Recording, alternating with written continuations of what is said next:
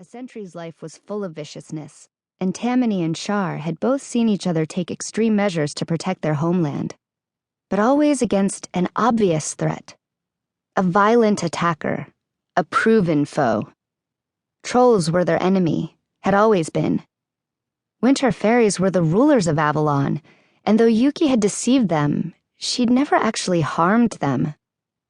Somehow, putting her in chains felt worse than killing 100 trolls. "You and me, Tam, we're the same," Yuki continued. "We're being used by people who don't care what we want or what makes us happy. We don't belong with them. We belong together." Reluctantly, Tamani glanced at her again. He was surprised to see that she wasn't looking at him as she spoke. She was staring past him, out the window, as if at some bright future she still imagined possible. Tamani knew better. "There isn't a door in this world that can be closed to us, Tam. If you vouched for me, we could even go peacefully to Avalon. We could stay there together and live in the palace." "How do you know about the palace?" Tamani asked reflexively, knowing even as he did that he was snapping at her bait. A barely audible sigh came from Shar, and Tamani wondered if it was directed at Yuki's stupidity or his own. "Or we could stay here," she continued calmly, as though Tamani hadn't said anything.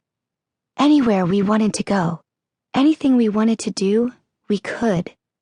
Between your power over animals and mine over plants, the world would be ours.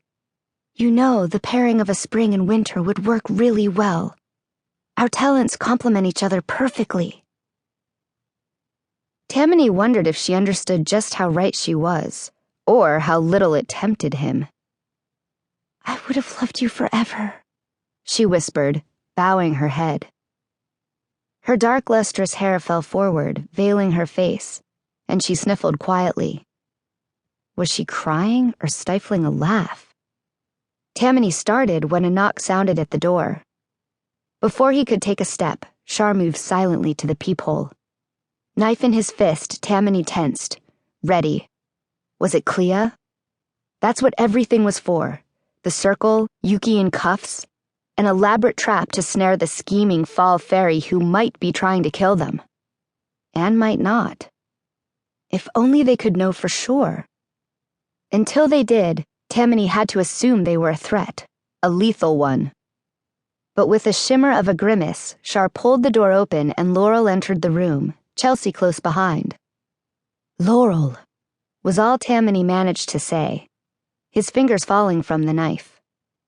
Even after loving Laurel for as long as he could remember, and lately becoming something more, he still felt a leap of joy every time he saw her.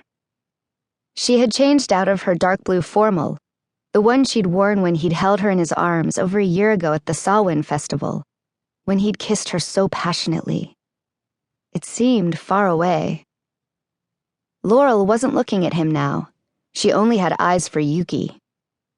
"You shouldn't be here," Tamani whispered. Laurel arched one eyebrow in response. "I wanted to see for myself." Tamani clenched his teeth. In truth, he did want her there, but his own selfish desires were at odds with his concern for her safety. Would he ever be able to satisfy both? "I thought you were going off to David," Tamani said to Chelsea, who was still in her deep red formal. She'd ditched her heels somewhere, so the bottom of the dress pooled at her feet like blood. "I couldn't find him," Chelsea said, her lip quivering almost imperceptibly.